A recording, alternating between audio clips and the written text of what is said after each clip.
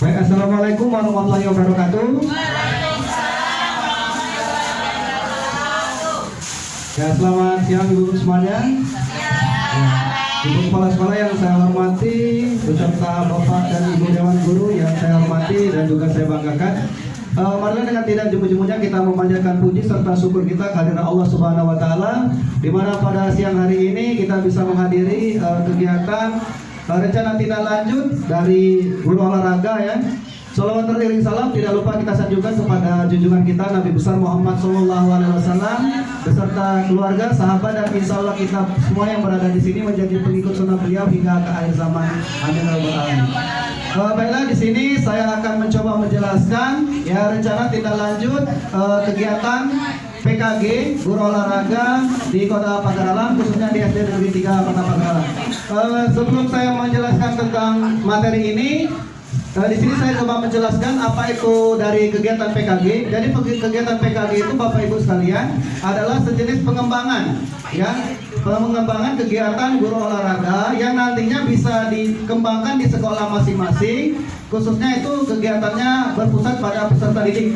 Jadi pada intinya kegiatan PKG itu Bapak Ibu kurang lebih mirip-mirip seperti kegiatan guru penggerak, tapi di bidang olahraga seperti itu. Baik, dalam rencana tindak lanjut ini di sini saya mengambil judul yaitu rancangan pembelajaran berbasis project. Dalam hal ini temanya permainan tradisional, estafet balok dan bagiat dengan menggunakan Sport Education Model atau SEM. Jadi Sport Education Model itu maksudnya kegiatan olahraga yang dia itu berbasis kepada tingkat pendidikan seperti itu, di mana materi yang diajarkan nanti itu berpusat kepada peserta didik. Lanjut, next. Yang melatar belakangi saya mengambil tema ini adalah permainan tradisional itu merupakan bagian dari budaya yang memiliki nilai kearifan lokal dan berperan penting dalam pembentukan karakter anak-anak. Permainan ini mengajarkan berbagai aspek positif seperti kerjasama, sportivitas, kreativitas, serta memperkuat interaksi sosial dan kebersamaan di antara peserta didik. Namun di era modern ini, permainan tradisional ini jarang sekali dimainkan oleh anak-anak sekarang. Ya, karena tergeser oleh permainan berbasis teknologi seperti video game dan permainan digital lainnya. Jadi oleh sebab itu, sekolah sangat berperan penting sebagai tempat untuk mengembangkan pendidikan karakter ini dan melestarikan budaya bangsa melalui pengenalan permainan tradisional. Jadi melalui kegiatan ini, peserta didik itu tidak hanya bermain, tetapi juga bisa menghargai nilai-nilai budaya lokal, mengembangkan kemampuan sosial dan meningkatkan kesehatan fisik. Ya, jadi temanya seperti itu. Jadi supaya anak-anak itu tidak cenderung selalu mau main HP di game. Jadi di sini saya mengambil temanya permainan tradisional. Lanjut.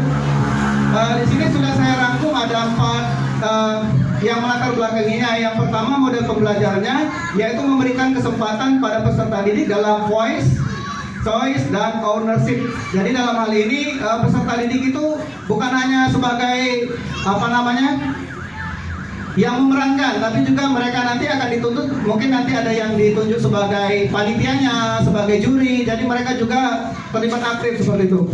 Kemudian untuk deskripsi singkatnya, itu temanya pentingnya melestarikan permainan tradisional di era modern. Kemudian masalah yang dihadapi, kurangnya minat generasi pelajar terhadap permainan tradisional, dan data pendukungnya yaitu statistik penurunan popularitas permainan tradisional di kalangan anak-anak sekolah dasar. Lanjut. Next. Nah, ini tujuan program yang saya buat Bapak Ibu. Jadi ada 5 ya. Mungkin di gambar situ mungkin ibu-ibu sudah mungkin mengenal ya berbagai macam-macam permainan tradisional. Tapi di dalam hal ini saya cuma mengambil 2 materi pelajarannya. Yang pertama tujuannya meningkatkan partisipasi aktif peserta didik. Jadi tujuannya itu tetap berpatokan kepada peserta didik. Yang kemudian yang kedua memberikan edukasi atau pendidikan kepada peserta didik. Yang berikutnya peserta didik mampu merencanakan, melaksanakan dan mengevaluasi. Kemudian meningkatkan kesadaran tentang nilai budaya. Dan yang terakhir kebersamaan dan kerjasama antar komunitas. Lanjut.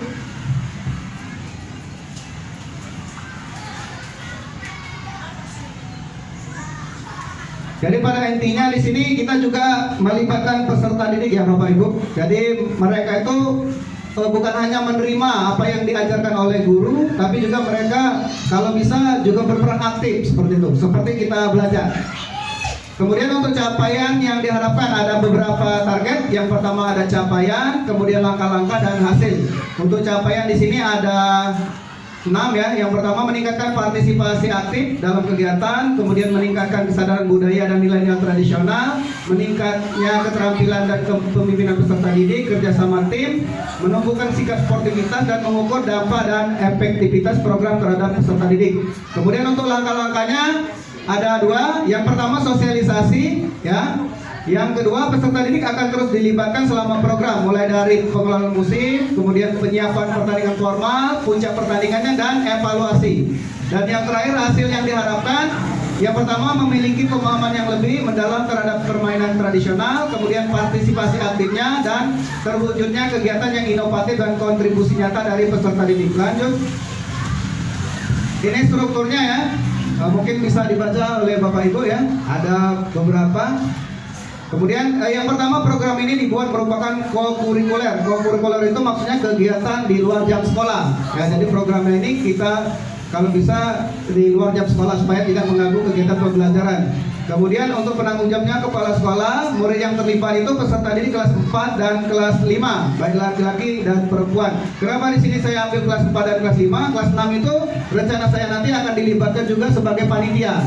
Jadi mungkin nanti ada yang beberapa jadi juri, ada yang bagian dokumentasi. Jadi kita sebagai guru itu hanya bertugas sebagai fasilitator dan mengarahkan seperti itu. Lanjut. Kemudian untuk kapasitas yang dimiliki, yang pertama sama seperti yang sudah saya jelaskan tadi, yaitu kepala sekolah, kemudian dewan guru, tenaga pendidikan yang sesuai dengan kualifikasi akademisnya. Kemudian untuk peserta di sini saya mengambil kisaran sekitar 120 orang di masing-masing kelas. Jadi tidak seluruhnya dilibatkan ya, karena mengingat kondisi lapangan mungkin yang tidak memungkinkan. Jadi mungkin untuk rencana uji coba ini mungkin hanya melibatkan 120 orang saja. Kemudian sekolah sebagai lapangan olahraga cukup luas ya, dibagi, ada lapangan putra dan ada lapangan putri. Yang ketiga juga sekolah memiliki jaringan internet yang baik. Lanjut. Ini aset yang kapasitas yang dimiliki kelas atau sekolah. Ada beberapa aset ya. Yang pertama aset SDM, sumber daya manusia, terdiri dari 5, kepala sekolah, kemudian guru, pembina ekskul, peserta didik, dan orang tua. Jadi di sini saya juga rencananya akan melibatkan beberapa orang tua.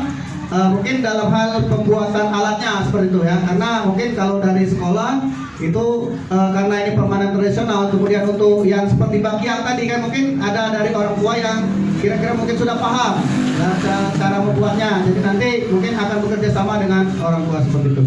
Kemudian untuk aset finansialnya, untuk yang pertama rencananya Bosnas, kemudian infak kegiatan peserta didik dan sponsor kalau ada ya. Kemudian aset politik, kebijakan komite sekolah, kebijakan kepala sekolah. Untuk aset fisiknya itu tetap menggunakan peralatan olahraga, halaman sekolah, dan untuk aset alamnya itu karena ini sekolah kita berada di pinggir jalan, jadi saya buat di situ jalan raya, Gunung Dempo, dan lain-lain. Lanjut. Ini untuk rencananya ada 3 rencana ya. Yang pertama pra-acara atau acara sebelum diadakan, kemudian acara berlangsungnya, dan pasca acara atau setelahnya. Untuk pra-acara di sini, yang pertama simulasi dulu, ya, supaya nanti pada saat kegiatan pelaksanaan itu berjalan dengan baik. Jadi mungkin ada sekilas simulasi. Kemudian survei kesiapan, mungkin pengecekan tempatnya. Kemudian yang terakhir rapat evaluasi. Nah, untuk acara puncaknya itu yang pertama memastikan kegiatan berjalan sesuai dengan rencana, observasi langsung, kemudian ada kuesioner dan laporan harian. Dan untuk pasca acara atau evaluasinya, yang pertama menilai keberhasilan acara, kira-kira kegiatan tersebut sukses atau belum, seperti itu. Kemudian ada diskusi kelompok dan analisis datanya. Nah ini, yang namanya acara pasti ada beberapa tantangan yang kita alami Bapak Ibu ya. Ada yang pertama itu manajemen waktu. Jadi pengaturan waktu itu sangat diperlukan dalam suatu acara. Terkadang kan kita sudah merencanakan, tapi terkadang ada beberapa kendala, jadi waktunya terkadang kita undur seperti itu. Yang kedua, dukungan rekan sejawat, ya. Kemudian kesulitan koordinasi antar tim, karena di sini saya juga melibatkan beberapa peserta didik, tentunya harus diarahkan. Jadi di sini saya mohon bantuannya kepada Bapak Ibu guru nanti pada saat kegiatan, mohon untuk bantuannya untuk diarahkan anak-anaknya dalam mengikuti kegiatan ini. Yang keempat, ini yang paling finansial ya, kendala cuaca. Jadi misalnya kita sudah merencanakan tiba-tiba cuacanya hujan, jadi otomatis kan menjadi suatu tantangan tersendiri bagi kami. Yang berikutnya itu potensi cedera dan atau kendala kesehatan. Nah, ini sangat penting sekali disiapkan. Yang berikutnya kriteria penilaian untuk menilai keberhasilan kegiatan. Lanjut. Ini beberapa solusi dalam kegiatan dalam tantangan yang sudah saya bacakan tadi ya, beberapa solusi yang kita antisipasi jika seandainya terjadi beberapa tantangan tersebut. Yang pertama, inklusivitas dalam kegiatan. Jadi dalam hal ini mengatur jadwalnya sesuai dengan apa yang kita harapkan. Yang kedua, ada rencana cadangan, terutama ketika pada saat kegiatan tiba-tiba terjadi cuaca yang kurang mendukung. Jadi otomatis kita harus mempunyai rencana cadangan, mungkin kegiatannya dilaksanakan di mana, seperti itu. Kemudian yang berikutnya, rapat berkala dan pembagian yang jelas. Kemudian penyediaan tim medis untuk yang mengalami cedera tadi. Dan yang terakhir, penilaian otentik berbasis rumpun. Lanjut. Oke, jadi itulah sekilas rencana tindak lanjut saya dari kegiatan PKG ini. Jadi di sini saya seperti yang sudah saya jelaskan tadi ya. Di sini saya coba menerapkan permainan tradisional, Bapak Ibu. Ya, jadi ketika jam olahraga tiba-tiba ada alat-alat yang misalnya katakanlah seperti bola pecah ataupun yang tidak bisa digunakan, jadi bisa kita antisipasi menggunakan permainan tradisional tadi ketika jam olahraga, seperti itu. Mungkin ada dari Bapak Ibu yang ingin bertanya, kami persilakan. Ya, silakan Pak Mon. Terima kasih yang kedua kalinya, luar biasa Pak ya. Luar biasa Adinda Alek dalam materi-materi referensi yang telah disampaikan.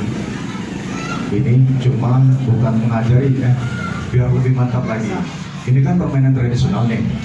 Kalau bisa ada video-video misalnya apa berkenaan dengan permainan tradisional, itu harus disampaikan situ biar bisa memotivasi dengan yang anak-anak ini yang belum kenal cara permainan bakyak bagaimana, kemudian paku lili kan misalnya kan, itu sangat luar biasa Pak Alek, akan lebih akap lagi kan dalam pemakaian. Oke, nah, seperti itulah videonya ya. Terima kasih.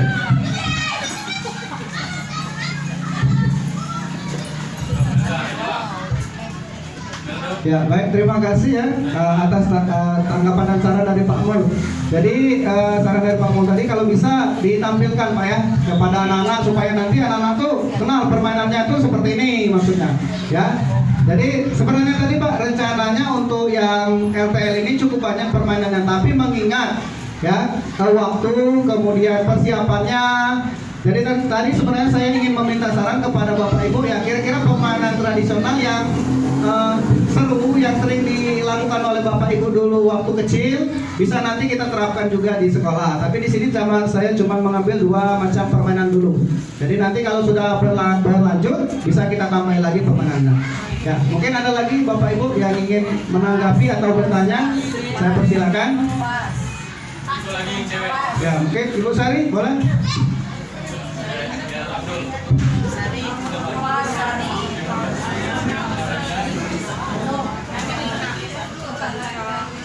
Baik, terima kasih kepada Pak Alek yang sudah memberikan kesempatan. Ya, ini presentasi yang sudah Bapak lakukan ini saya sudah komplit ya. Cuman dari Pak Mul tadi hanya sekedar saran bagusnya itu untuk sukacita.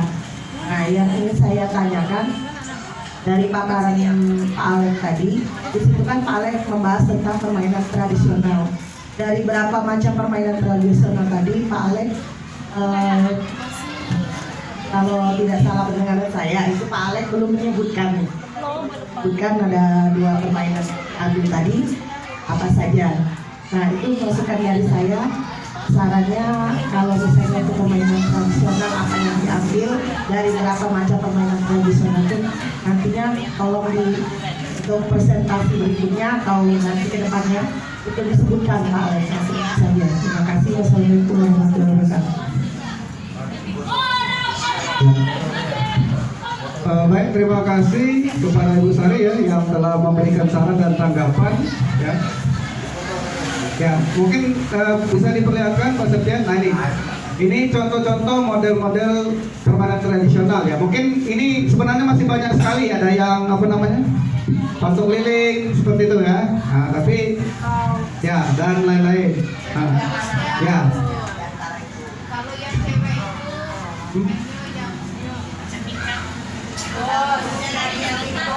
itu Oh ya, congklak ya. Ya. Jadi ada tema pendidikannya Bu ya. masuk itu matematika Ya. Karet bagus juga Bu ya. Ya mungkin nanti ketika pada saat pelaksanaan mungkin nanti kita tambah lagi permainannya Bu ya. Di sini kenapa saya cuma mengambil 2? Karena mengingat yang pertama ini yang otomatis kalau permainan banyak, panitia yang dilibatkan juga banyak. Itu yang pertama. Yang kedua mungkin kendalanya di alat dan bahannya Bapak Ibu ya.